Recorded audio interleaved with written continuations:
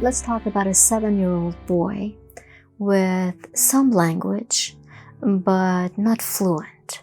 And receptive language, comprehension of what is said, is not always as high as their expressive language, the spoken language.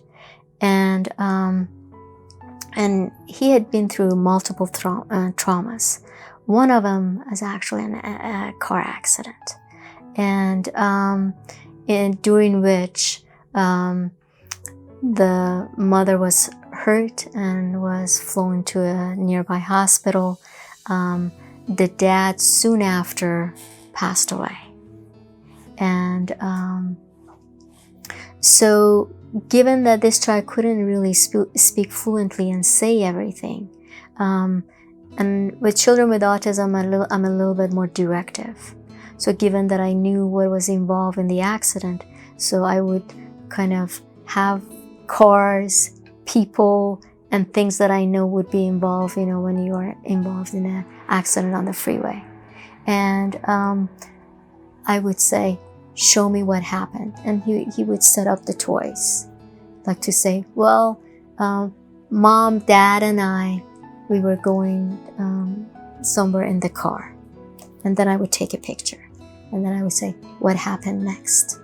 A car was going fast. It hit into us. And I said, well, show me. And then he would set up the toys to show it. And I would take a picture. And then I would say, what happened next? And says, well, mom got hurt. Ambulance came. And I would say, show me. And I would take a picture. And until we got to the end where mom left the hospital, returned to the family. This boy and this sister were taken care of by their grandparents till the mother joined them at home. And this is before dad passed from a brain tumor. But so I take the pictures, and we wanted, this is a TFCBT treatment, trauma-focused cognitive behavioral therapy. So in TFCBT, once they give you the narrative,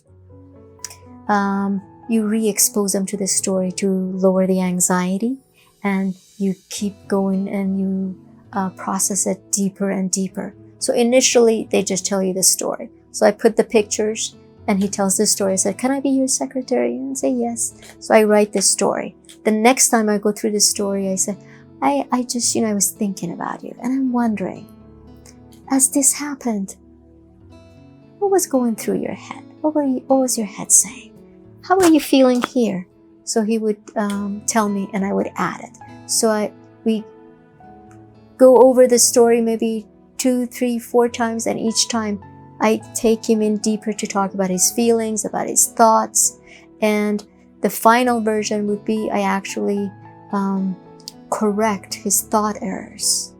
And not only I teach them how the thoughts are connected to their feelings and to their behaviors, and then I kind of have them challenge the thought that they had, if it's unhelpful or if it's a thought error, and then we challenge them and we correct some of the thoughts that they had about the trauma that happened to them.